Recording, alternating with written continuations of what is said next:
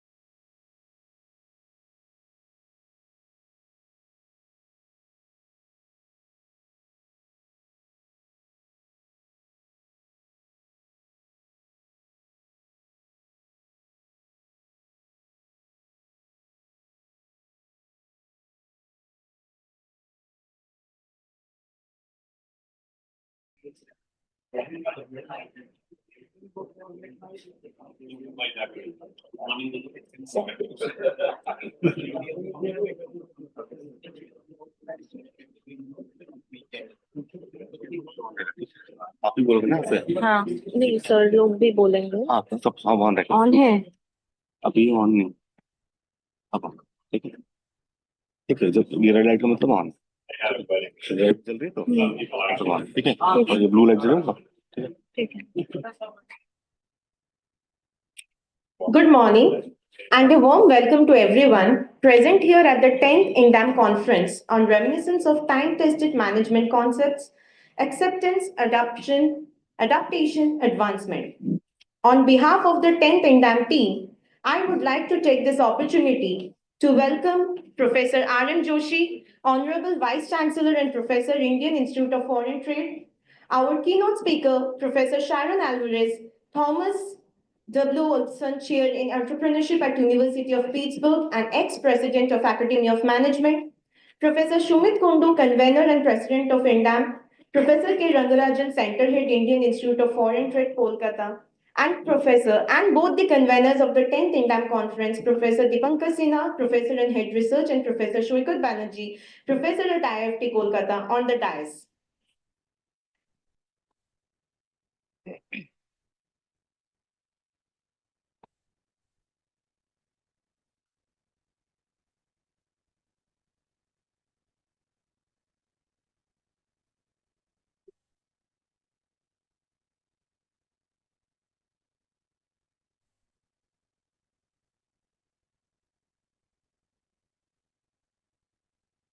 We welcome the dignitaries, faculty members, staff, scholars, and participants present here.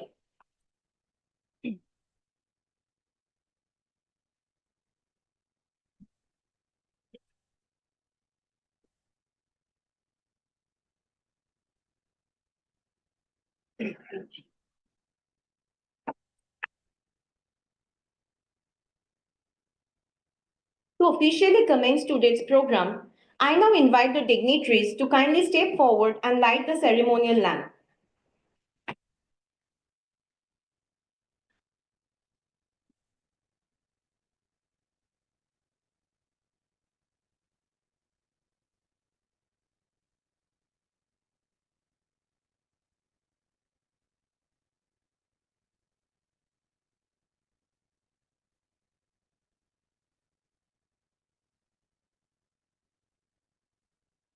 Professor Sharon, start.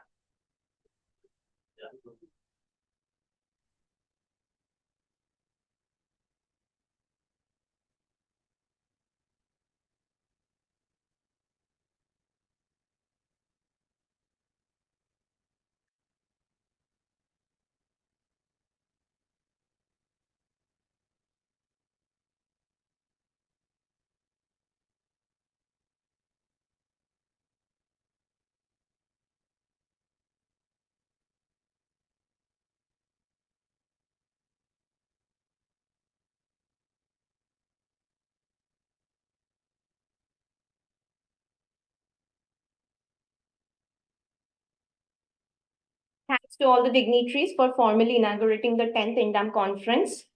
I now request you to take the seats.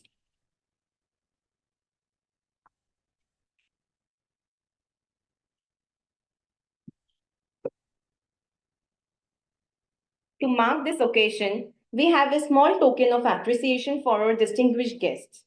Professor Kundu, may I request you to present a flower bouquet and memento to our keynote speaker, Professor Sharon Alvarez.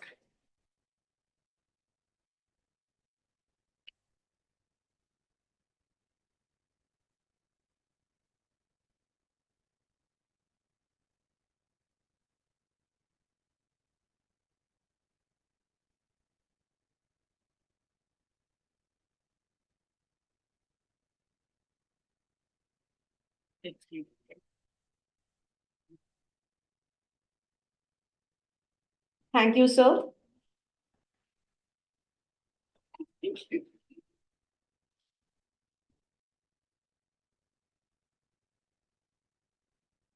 Next, I request Professor Rangarajan, to welcome our Honorable Vice Chancellor, Professor Joshi, with a bouquet.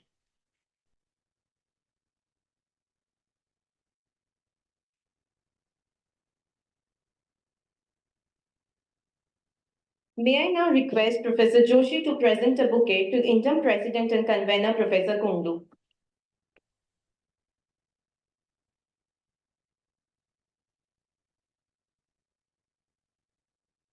Thank you, sir. May I now request Professor Sinha to extend a warm welcome to our center head, Professor Rangarajan, with a flower bouquet.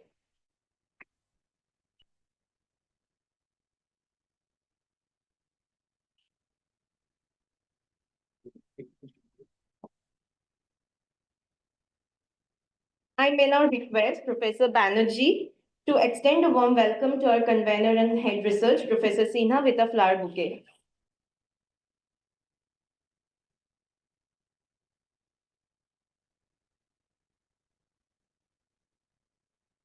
I now request Professor Sinha to welcome our convener, Professor Banerjee, with a flower bouquet.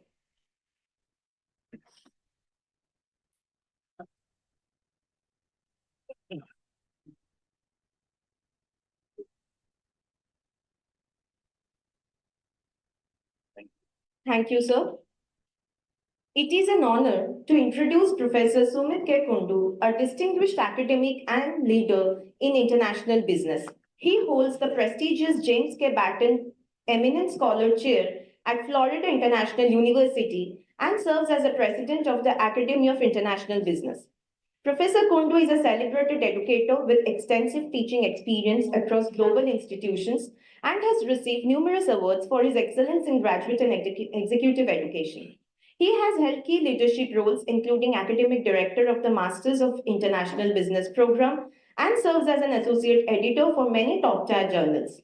His groundbreaking research in global strategy and international business is widely published in leading journals abroad.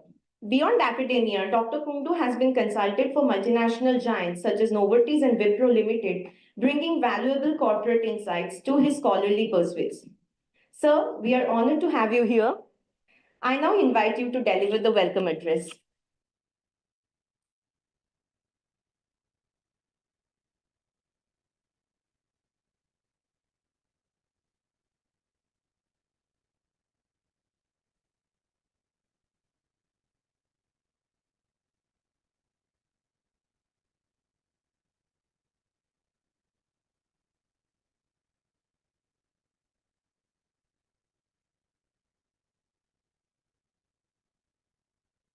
Namaste, Namaskar. Good morning.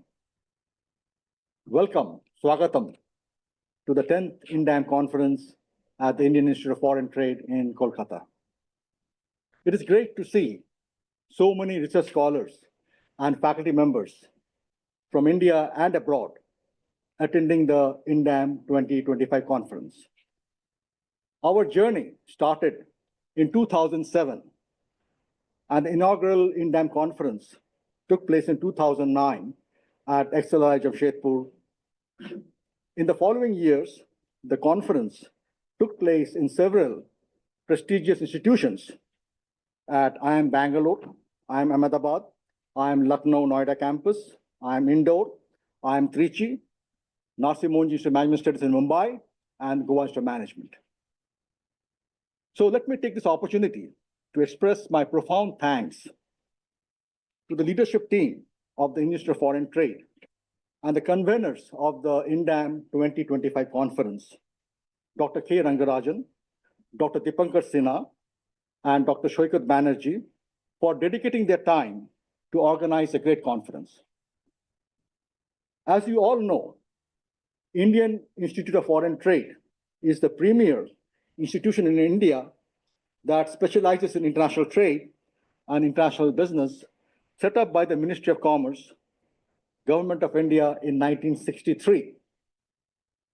My thanks to the faculty members of Indian Institute of Foreign Trade Kolkata campus for serving as track chairs, session chairs, and moderators for the INDAM 2025 conference.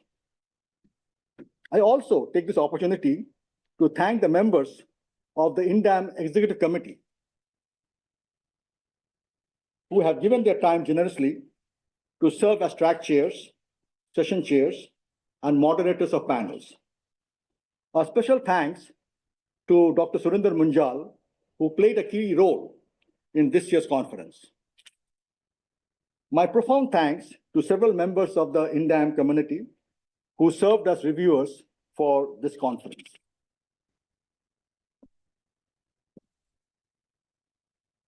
We are delighted to have Professor Sharon Alvarez, immediate past president, Academy of Management, who will be delivering the keynote address shortly. Thank you, Sharon, for taking the time out of your very busy schedule to travel from Pittsburgh to Kolkata. Several interesting sessions have been organized in this conference that provides a wide range of perspectives from the academia to industry to policymaking. Let me share a few of them with you. We have organized an opening plenary on the changing landscape of business education this afternoon to be presented by several eminent scholars, namely Professor Farooq Contractor from Rutgers University, Satish Nambishan from Case Western University, Anup Madhok from York University, and Fred Walumba from Florida International University. This afternoon, we have a session where we get to hear from the directors and deans of the leading business schools in India and abroad. There will be a session on Meet the Editors to be presented by several editors-in-chief and senior editors of premier journals, Journal of International Business Studies, Human Resource Management, Journal of International Business Studies, Journal of Management Studies, Academy of Management Collections, Journal of Business Research, and AIB Insights. This conference, we have launched several new initiatives, namely the Placement Center. We are all familiar with the role of the Placement Center provided at the annual Academy of Management conferences. Please visit the Placement Center in IIFT Kolkata, as many business schools are here to talk to candidates looking for jobs. We also plan to launch a new journal, namely the Indian Academy of Management Journal in 2025. There will be a session in this conference, and please attend to obtain information on this new journal. The next 2.5 days will be filled with learning, exchange of ideas, and dissemination of new knowledge. The annual INDAM conference is an event where we network, make new friends, and embark upon a journey to do meaningful research. The gala dinner and the cultural event is tomorrow evening, and the award ceremony will take place on Saturday, 18 January. I close my remarks expressing my utmost gratitude and thanks to several academic institutions and organizations that have sponsored several activities and generously provided funding for the Best Paper Awards, namely MDI Gurgaon, Indian Institute of Foreign Trade, South Asian HRM Journal, IMT Ghaziabad, and FIU. Once again, a warm welcome, and I have a great time at the 10th INDAM conference in IIFT Kolkata. Thank you, and long live INDAM. Jai Hind.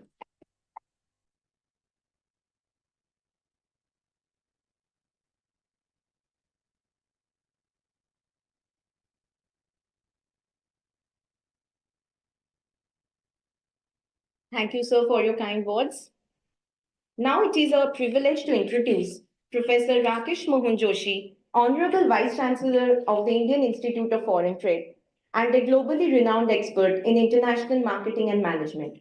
With over 2 decades at IIFT, Professor Joshi has significantly contributed to academia and policymaking. He has worked with prestigious institutions like the World Bank, UNCTAD, and the Asian Development Bank, and his acclaimed books and award-winning case studies are widely recognized. Professor Joshi has chaired key national committees, including UGC's regulations for foreign educational institutions, and has pioneered research blending culture with modern management, such as his study on the Bhagavad Gita's relevance to management. a recipient of the Atal Bihari Vajpayee Award for lifetime contribution to economic research. Professor Joshi is a thought leader and sought-after speaker at global forums. Sir, we are privileged to have you in today. May I now request you to deliver the inaugural address?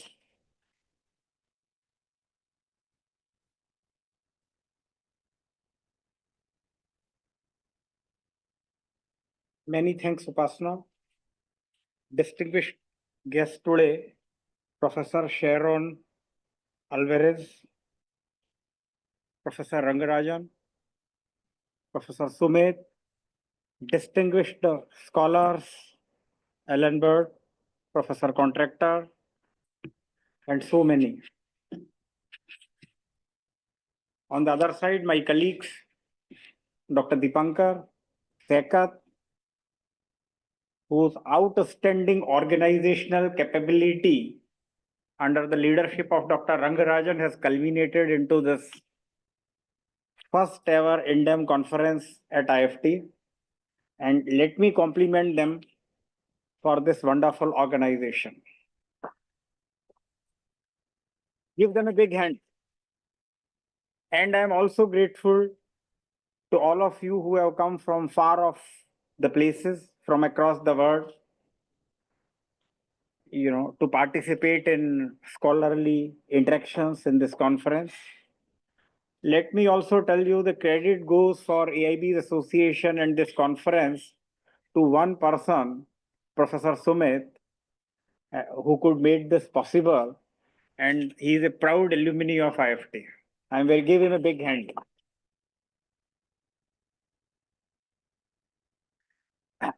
The theme of the conference is more relevant today than any time before. A reminiscence of time-tested management concepts, acceptance, adaptation, and advancement. So I'm sure that most of us have worked on, something related to trade and international business. And there is no time better than this. We spent all our time in, propagating globalization. Professor Alan Bird knows better. Free trade is best for the world. And trade theory says if it's a free trade, then I think everybody prospers. We came out with theories of comparative advantage, we came out the absolute advantage, and then multiple, the new theories and, path-backing research has taken place. So, and the WTO in 1995 came into the existence that let's have little trade barriers, no tariffs or less tariffs, and non-tariff barrier we don't talk of. I am sure that most of you know, especially those coming from America, that on 20th of January this month, that is Monday, only 3 days to left, America is introducing a new service called External Revenue Services, which has been entrusted with the task to collect tariffs from foreign companies. Tariff is never collected by foreign companies, collected by the domestic companies. Import tariff. Because exporter has made up the money in which he has exported you in CIF. So I think there is no better time than this. We talk MFN, most favored nation, one country, all countries, single tariff. But I am told the scholars in America have convinced the policy makers raise tariff to 10 to 20%, trade deficit with you 25%. More trade deficit 65% to China, 25% to Mexico and Canada. And they say if you join China in what they call as a de-dollarization, then 100% on you. Now tell me which research says that you can have such discriminative tariffs? And I am told that government of America work only on research. Trade is being used, which was historically being used as a means to showcase power. Right from 18th century to 1942-41, Germany was a power because it was a trade power. unfair treatment with Germany in the Treaty of Versailles. After First World War, people thought that Germany will be in trouble and they will flourish. The Great Depression tells that it is not only Germany was in trouble, everybody was in trouble. And to a painter and an architect, a person with an artistic mind, the disparity and trade made him the most powerful person in the world, what you called as a dictator. Ultimately, Hitler was selling on the streets of Vienna paintings for 20 cents because he could not get admission in the Vienna School of Architect. Those are he was roaming around. You made him and therefore I think it's a matter of research for all of us that whether increase in tariff, which I'm sure all of you have researchers have convinced the leaders of America will make America great again. And because I'm sure that you know about it, in the American elections, 39% of the people, they voted for Trump only and only on the promise of economic reforms and trade. Now, forget about being great. America's trade deficit is not hidden. But very recently, China recorded a trade surplus of $1 trillion, never before. That only on merchandise trade. $3.6 of export, $1 trillion, and 2.6 is almost imports. 1 trillion only merchandise trade. Forget the data for services are yet to come. Do you think China became, if you think great, I'm not calling great, but if you think China brought out this surplus because of high tariffs, if you think so, you are mistaken. There is no shortcut to competitiveness. And tariffs in short term adversely impact the competitiveness of a nation. And I'm very happy, in case the things goes as well, which is a great matter of research, then the people of America soon will see the brunt of the high tariff. You put 60% tariff, 65% on China. The cost of the general goods will increase. So the concept is, if you increase more tariff, which has actually happened, American companies have gone to China for manufacturing, and therefore we are now importing things from America to China to America. Only thing is, these companies come back to America, they start manufacturing, and then we make America great again. Anyway, time will tell. So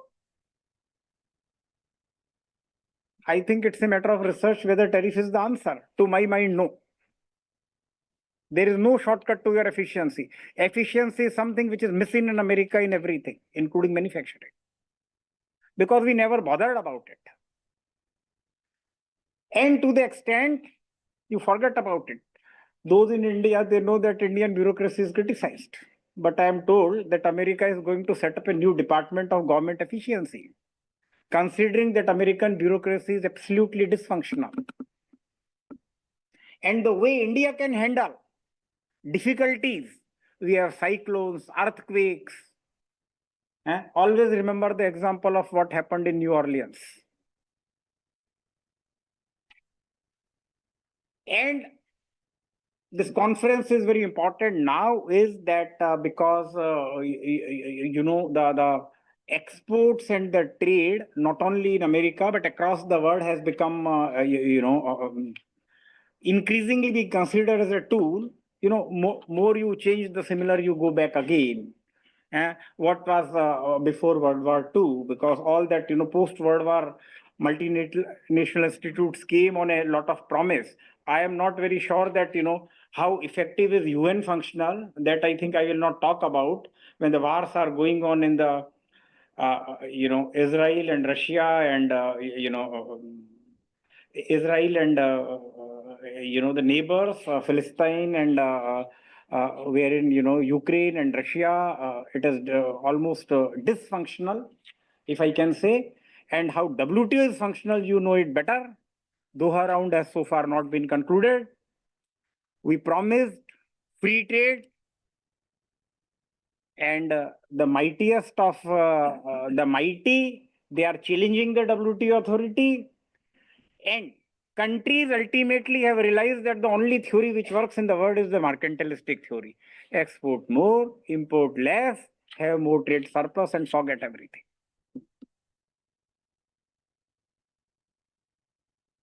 My only thing is that, we need to be realistic in our research. We need to keep the research in tune with the contemporary issues rather than, mathematical calculations which we do. And at least I am not very sure about America, but India, our highest regulatory body, UGC, has recognized that a lot of research is farce. And, the new regulations have come, which I think all of you know. So my only request to the researchers, especially those in India, is that please carry out your research with sound mathematical analytical tools, but at the same time, keeping reality in mind. Export for many years was, not really exciting, but I think it is the time when it has become exciting. In 1991, China's per capita income was less than India. In 1981, China's total GDP was less than India. Today, China accounts for 14 to 15% share in the exports. Manufacturing in China accounts for 1/3 of the world's manufacturing. In solar panels, it's almost monopoly. So I think that there are multiple things. And it also says that it is not only the market economy which works, but there are certain other economies also works. We have done a lot of research on, the pricing pattern in that. But anyway, under the new realities, the only thing remains is how to make our, the product competitive. But, the more barriers to the trade. And, we put more barriers to the trade, especially what I think the developing countries call is the high income countries, but now they are also facing the brunt of the whole thing. You go to market in America, you go to Times Square, you find toys, textile, and even small consumer goods. Everything you find not made in America. So that is the big challenge that we have to. And manufacturing creates jobs. As Professor Contractor was telling me, it is only the manufacturing which is going to create job for the masses. So I think all these things assimilating, we need to think how to make great America again, very similar to India's strategy of Swadeshi. And I think all countries are, what we call as that, India was accused of being inward oriented, but now I think, it's explicitly clear that which countries are more, inward oriented. It is not India. It is absolutely not India. If you see the new norms on sustainability, the carbon border adjustment mechanism in Europe, you see the Deforestation Act in Europe. Not a single piece of coffee is being grown in Europe. It is grown in countries like Colombia, Brazil, Africa, Vietnam, and India. But you impose the deforestation, regulations. The same, it will increase, to 30 to 35%. Impose a tariff, on the countries where these products are being grown. But at the same time, what is going to happen to the consumers there? I think better I do not say. You carry out a research and you find the answer. Thank you so much. I wish this conference a great success, and I am highly grateful to each one of you for coming to this conference and make it successful. Thank you so much. Namaskar.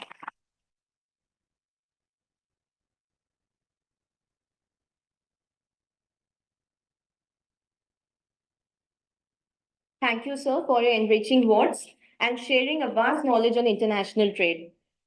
Now it is our honor to introduce Professor K. Rangarajan, head of the Kolkata campus at IIFT, and is a professor of strategy. With over 3 decades of experience in academia, consultancy, and industry, he specializes in international business strategy and MSME development. He founded the Center for MSME Studies at IIFT and has served as national expert for UNIDO, ILO, and the Commonwealth Secretariat. Professor Rangarajan is an accredited management teacher, independent director of the State Trading Corporation Board, vice chairman of the AIB South Asia chapter, and a member of the Textile Ministry's core group for export promotion. Widely published, he has lectured at prestigious institutions worldwide and contributed to policy advocacy with state government and international bodies. Sir, we are eager to hear your thoughts. May I now request you to deliver the conference address?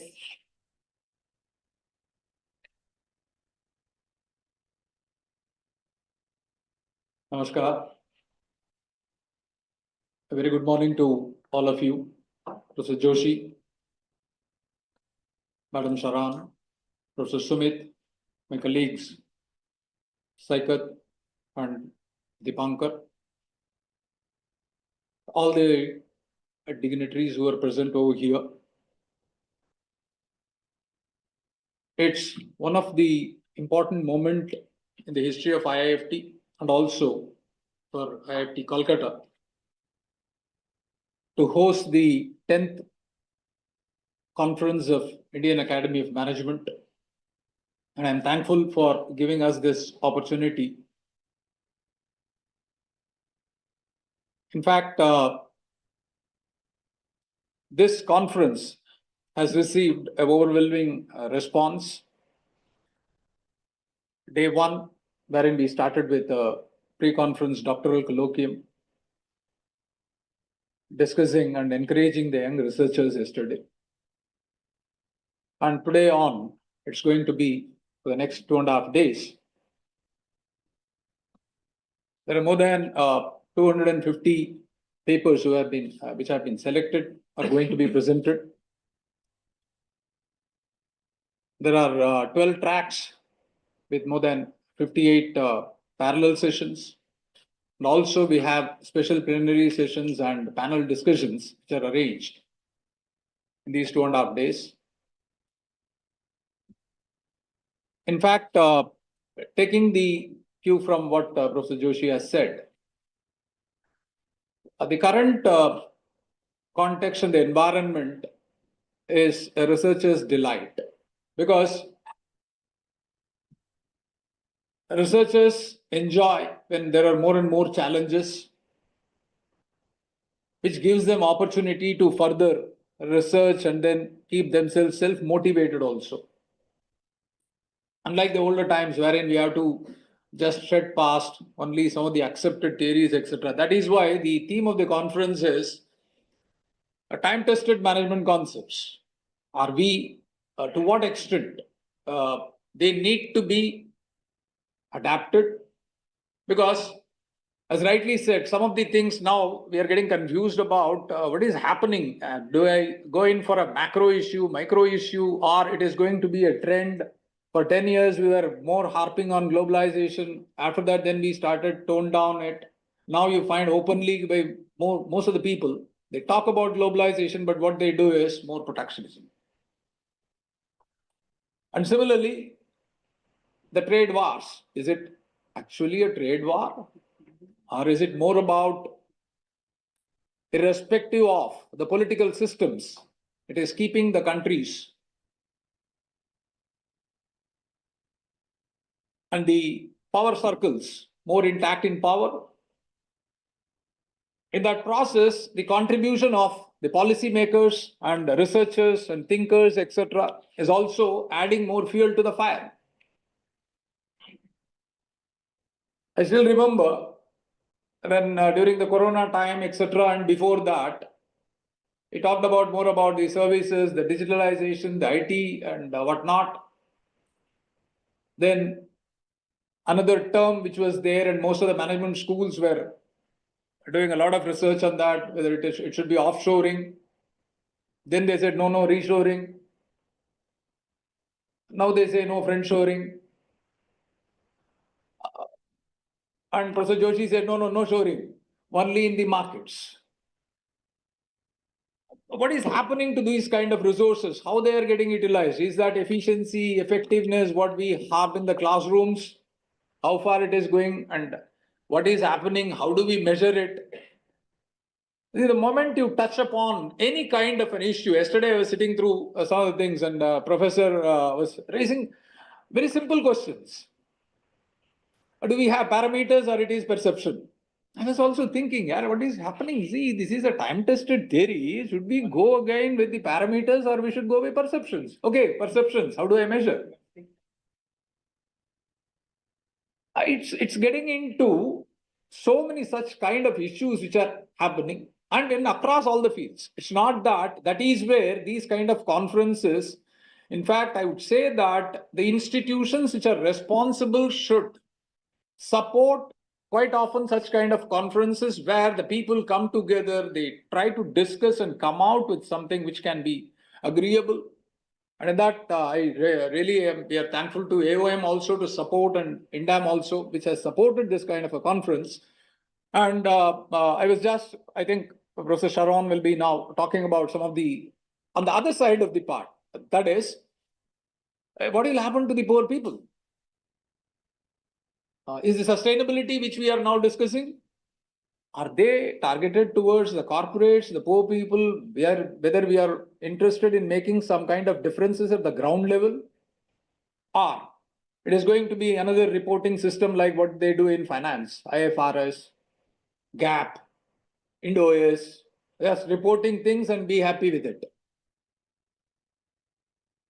I don't know where it is heading. So probably, in fact, there are a lot of such interesting papers. I am not saying that researchers are all well aware of it. They need some kind of an encouragement. The conferences like this can give such kind of an encouragement. There are a lot of such papers which is targeting some micro issues which are more relevant in the years to come. It may not be today, you may find that it may not be that great.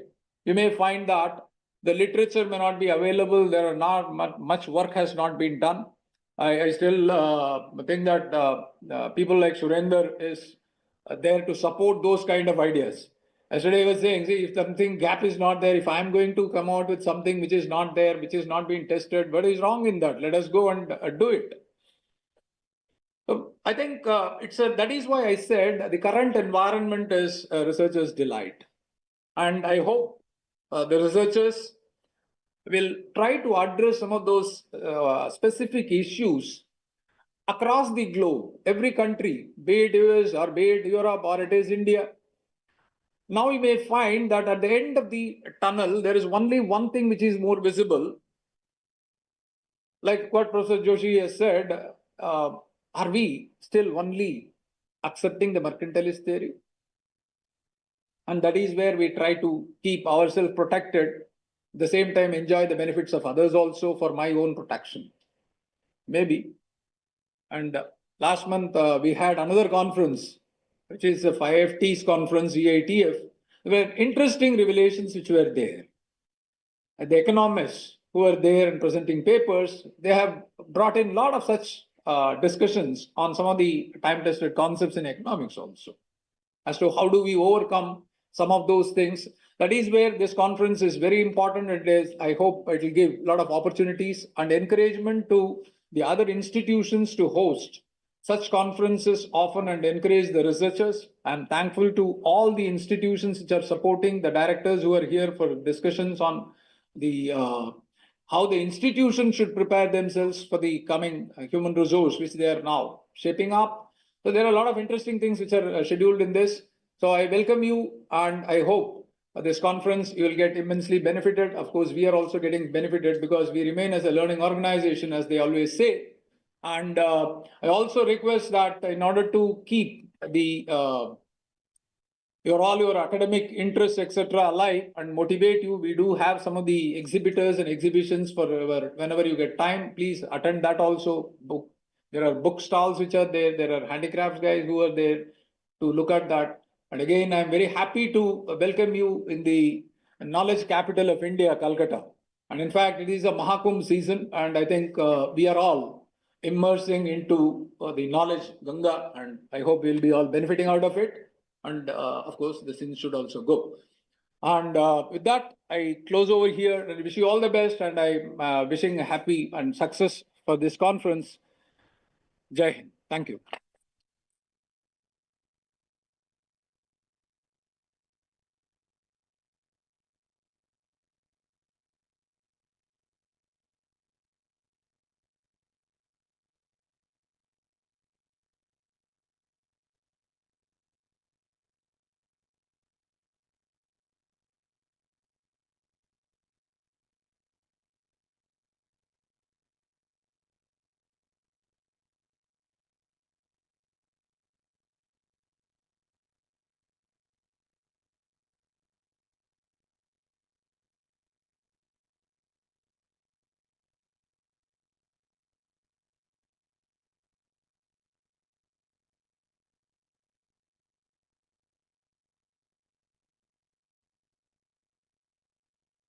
Thank you, sir, for your motivating words. It is my privilege to introduce Professor Sharon Alvarez, an esteemed scholar and global thought leader in entrepreneurship. Professor Alvarez holds the prestigious Thomas W. Wolfson Chair in Entrepreneurial Studies at the Joseph M. Katz Graduate School of Business, University of Pittsburgh. A distinguished academic, she has served as chair of the Entrepreneurship Division of the Academy of Management and held key roles in the Strategic Management Society, including Denver Program Chair and Representative at Large. Professor Alvarez's groundbreaking research explores entrepreneurship theory, firm, and market emergence. She has been a Max Planck scholar and a visiting professor at leading institutions worldwide, such as Sun Yat-sen University, the University of Alberta, and the University of Utah. Her influential work is widely published in top-tier journals, including the Academy of Management Review, Strategic Management Journal, and Journal of Business Venturing. Notably, her award-winning paper, Discovery and Creation, Alternative Theories of Entrepreneurial Action, has profoundly shaped entrepreneurial research globally. Currently serving as an associate editor for the Academy of Management Review, Professor Alvarez continues to inspire with her innovative insights into entrepreneurial action and navigating uncertainty. Ma'am, it is an honor to have you with us today. I now invite you to deliver the keynote address.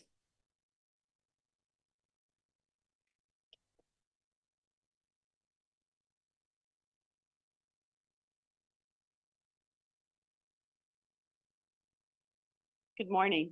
Good morning, everyone. Can you hear me? Very good, thank you. I want to first thank all of you for the privilege of having me here today and giving me an opportunity to speak with you this morning. I want to thank the organizers. I want to thank Sumit, who very persuasively got me to undertake this journey. So the conveners, I want to thank the conveners. And I want to thank the leadership of the school for being so innovative, for being so progressive and forthright. And I want to thank each and every one of you for giving me the most precious gift you have today, which is your time.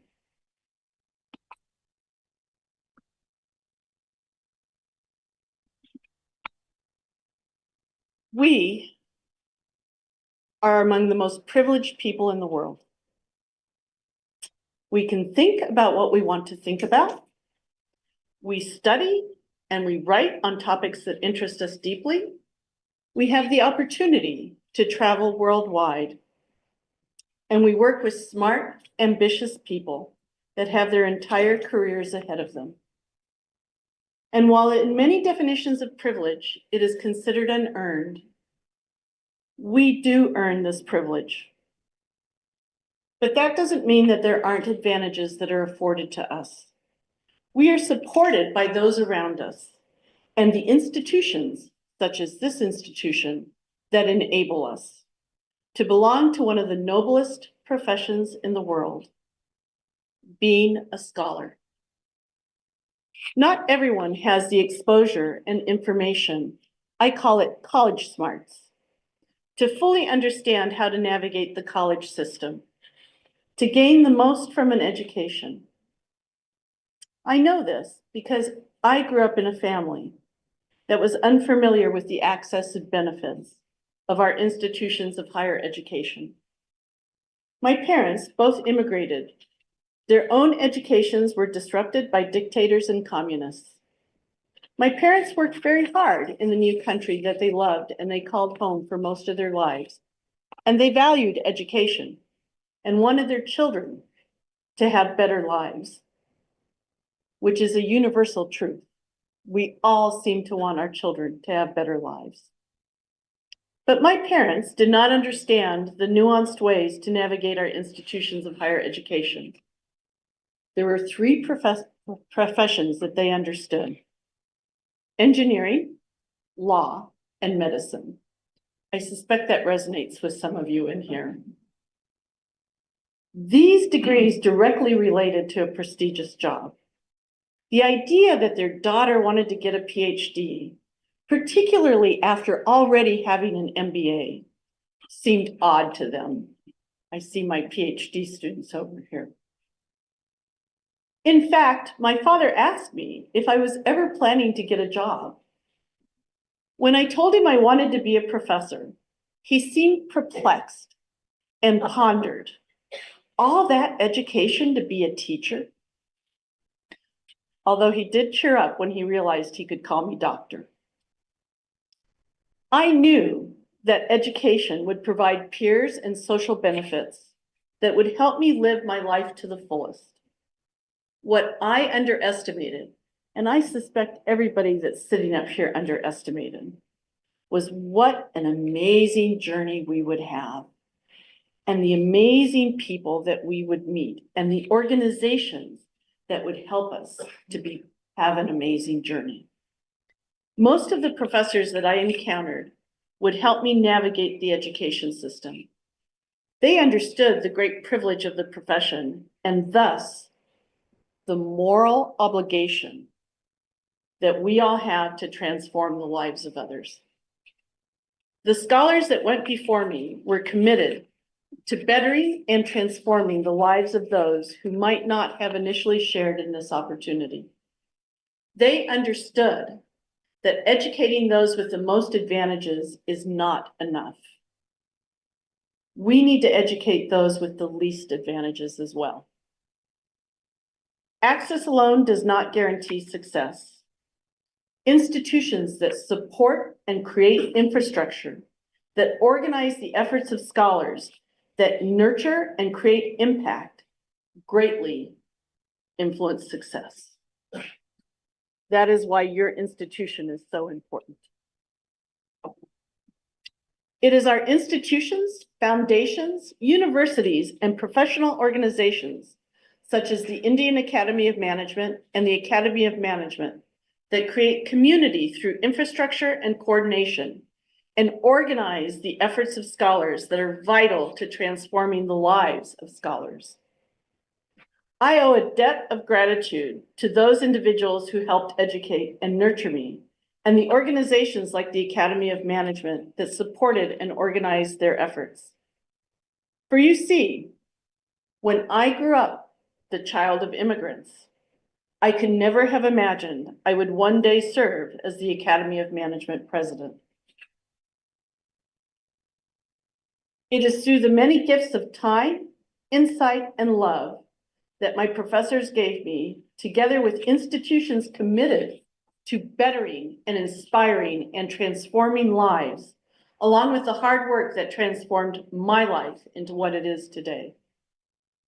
Higher education depends on scholars and scholarship. We, the faculty, we teach, we nurture, we guide, we challenge, we inspire, and thus we transform the lives of those students with whom we come into contact.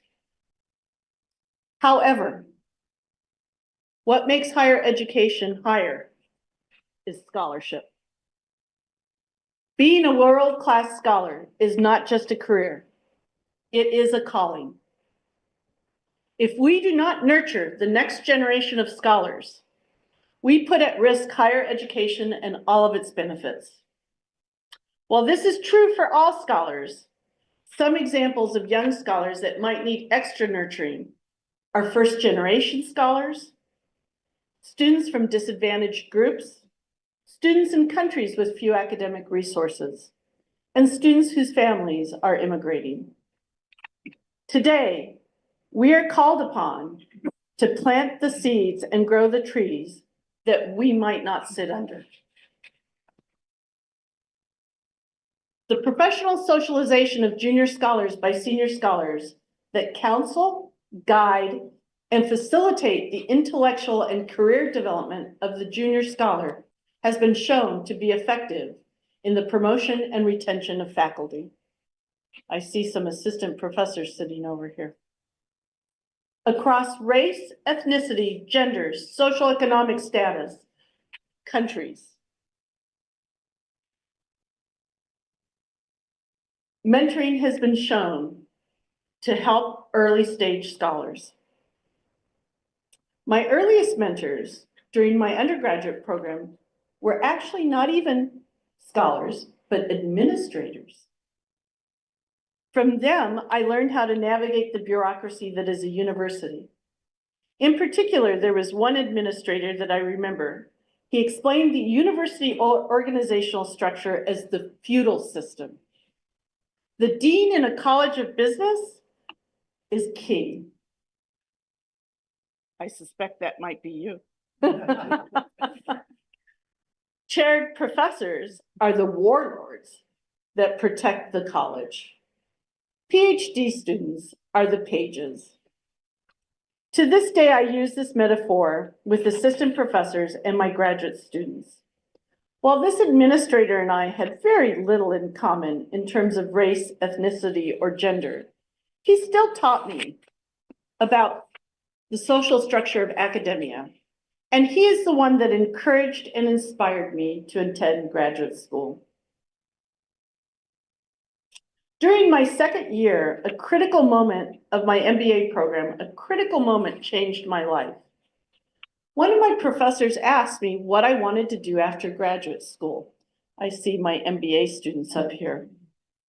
As if embarrassed, right? Because for an MBA student, that I would dare to think such a thing, much less voice it, I whispered that I wanted to go on for a PhD.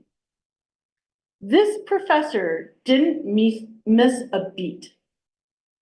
He said, let's get going. You are going to miss your deadline. Where do you want to go?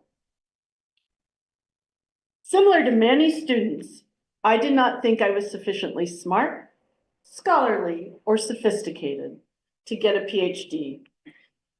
But my professors never wavered in their support, even when I wavered. When I entered the PhD program, one of the business school faculty said to me, your worldview is different from many, but always remember, your worldview is valid, and it's what makes you creative. It will be what will make your contributions unique. Still, my most transformative years as a scholar came during my first job as an assistant professor.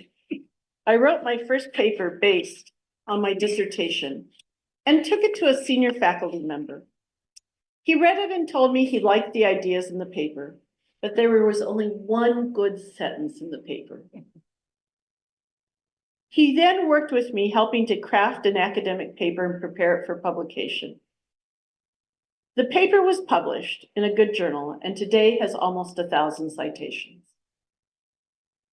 The senior scholars that taught me and inspired me throughout the years did not do so because they had to. They did what they did because it was the right thing to do. These individuals understood the importance of nurturing and socializing junior scholars to give them the best chance for success.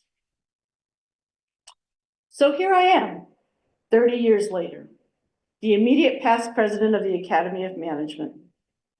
Looking at this scene from the point of view of that recently trained MBA student that could barely whisper that she wanted to get a PhD seems inconceivable. That is why every time I am asked to volunteer, to come to India, or to serve the academic community, I say yes, even when it is inconvenient. We do not serve our community because it's easy. We serve our community because it is hard. We serve our community because our service to our communities and the organizations that serve them, like this organization, such as the Indian Academy of Management, create a space, a place, a context where nurturing and communications can evolve and community can develop. These academies enable individuals to be the best that they can be. The academy is a place where resources can be found to help those without, and where lifelong friendships are developed. I am committed to being a part of these scholarly communities because we create the setting where the central features of higher education can grow and manifest, where lives are transformed. However, these organizations could not serve their communities without the volunteerism of its members. I heard Professor Sumit tell us about all the volunteers that we have had to make this academy a possibility. At the Academy of Management, where we have 20,000 members across 126 countries, it would be impossible to advance the knowledge and the practice of the profession, the development and the support of professional standards and ethical practices without the involvement of its many members. To make the Academy of Management function, approximately 6,000 members volunteered their time and talent every year, just as here, by participating on governance boards, journal editors, paper and conference reviewers, division leaders, and conference planners. These thousands of volunteers are the glue that hold our academic community together and make the Academy a better community for us all. How will each and every one of you here today volunteer to make the Indian Academy of Management better? It is both the large acts of volunteerism and the small acts of volunteerism that make organizations great. For scholars, being a part of these organizations can be a source of career transforming guidance. For senior scholars, coming to the meetings and sharing their knowledge and values and transforming connections with junior scholars can result in a sense of satisfaction in having contributed, participated, and shaped the profession. Participating in all the connections and relationships that these organizations have to offer takes effort and energy. But I assure you, you will receive exponentially more than you put into the community of scholars. I began this career thinking that my job was to transform the lives of my students and other scholars, only to discover it was my life that was transformed. To apply a famous quote from one of our famous past presidents, JFK, don't ask what the academies can do for you. Ask what you can do for the academies. Because in nations of millions, and in this case billions, and in a world of billions, it is still the individual that brings about change. It is with deep gratitude that I thank you for being willing to join me in this ongoing transformative process. I wish all of you a successful conference. And remember that this success happens because of the individuals that have volunteered to serve their communities. How will each of you step up to serve your community? Thank you for enriching my life and for making me a part of your community today.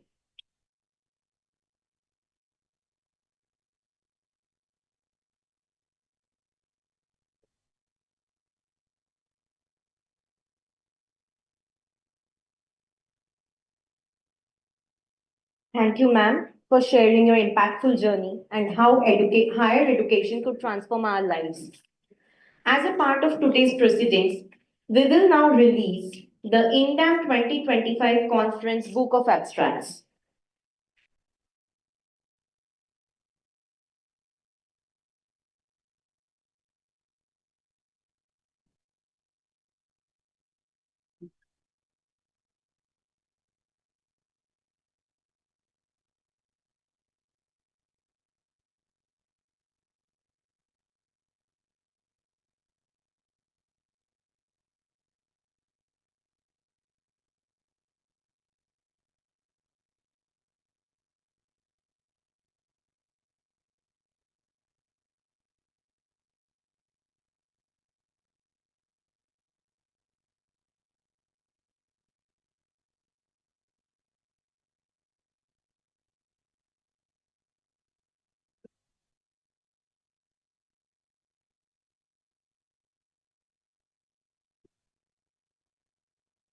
To conclude the inaugural session, I now invite Professor Sinha, convener of the 10th INDAM Conference, to deliver the vote of thanks.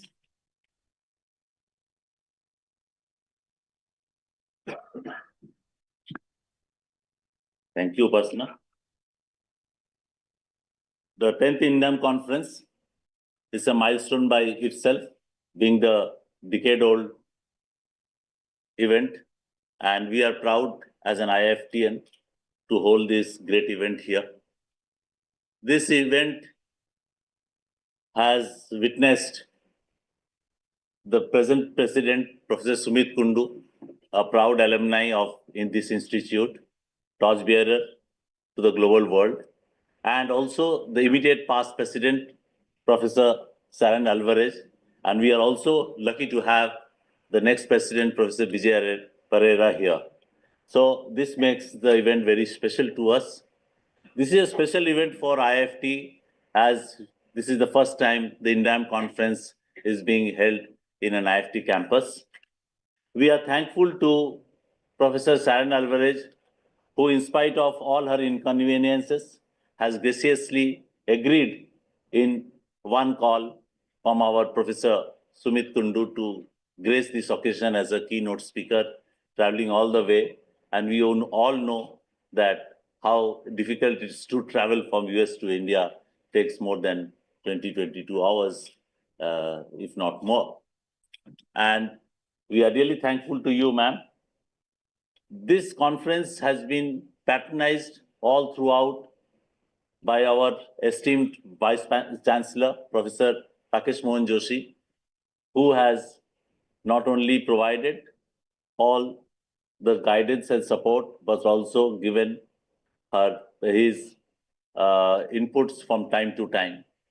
The entire reign of this conference was taken up by Professor Dr. K. Rangarajan, who did not let loose any aspect of this conference that we can at least witness so far. And we hope that it will all go the same way in another 2 days to come.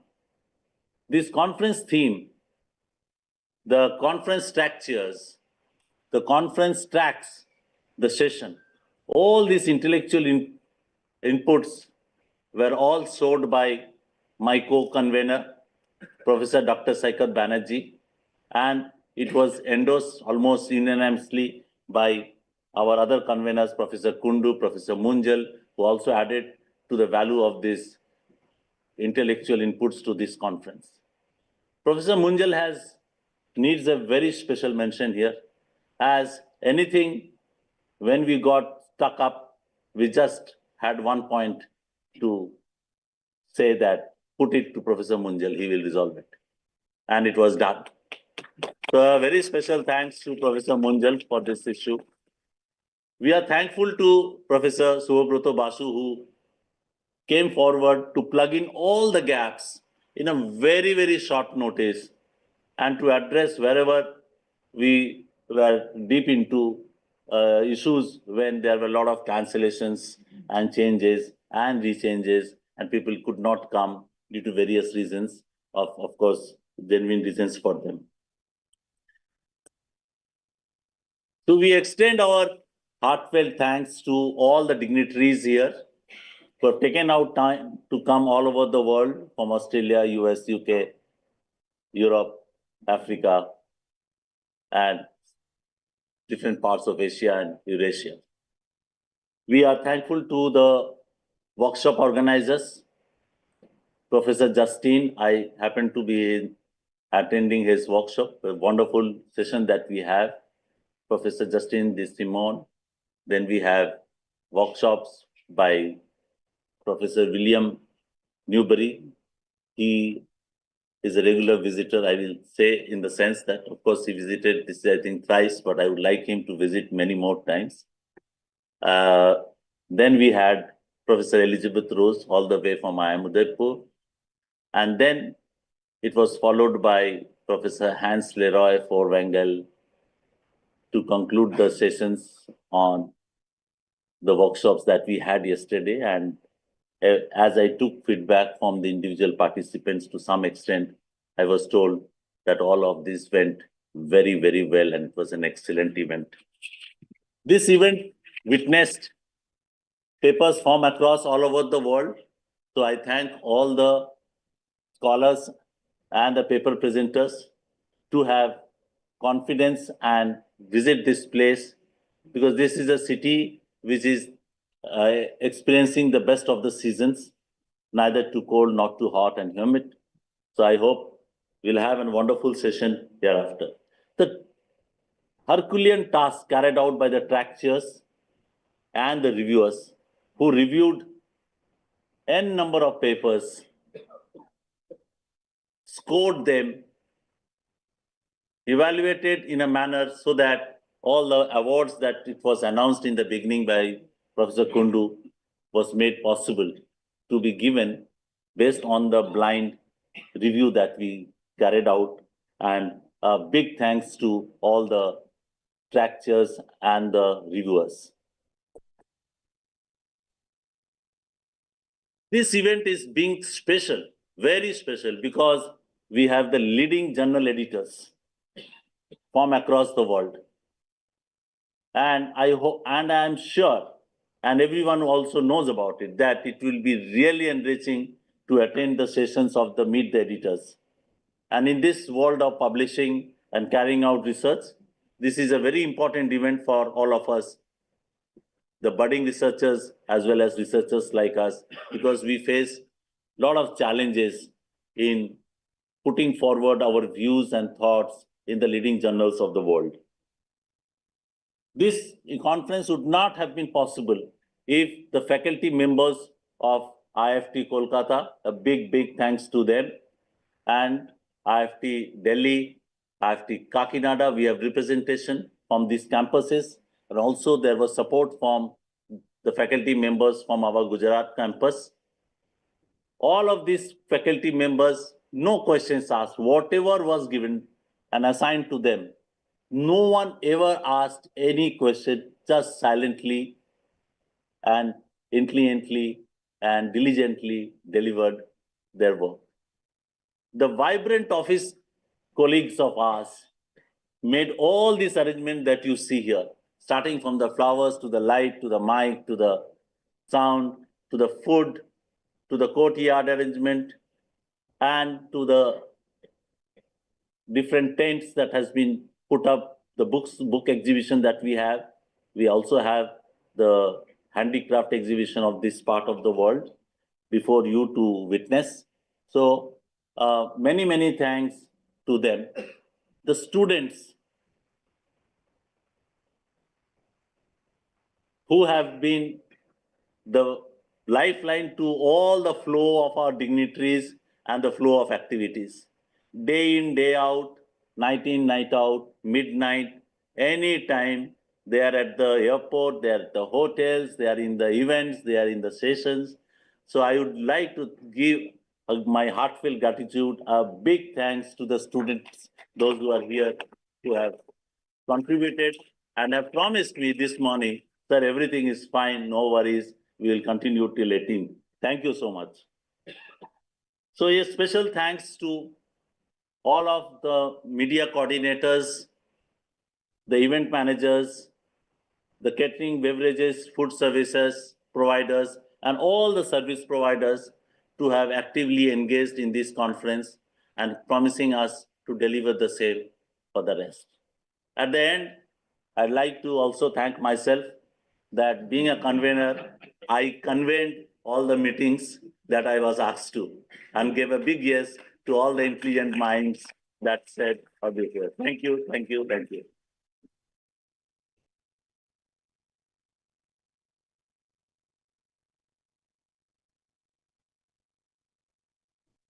Before we move to the next plenary session, scheduled to begin at 11:30 a.m., we will have a group photograph planned in front of the main IIFT mural near the main gate, followed by a plantation drive. We encourage the participants and everyone to please join us, and afterwards we will have a short coffee break. Thank you all, and let us look forward to a fruitful and engaging conference ahead.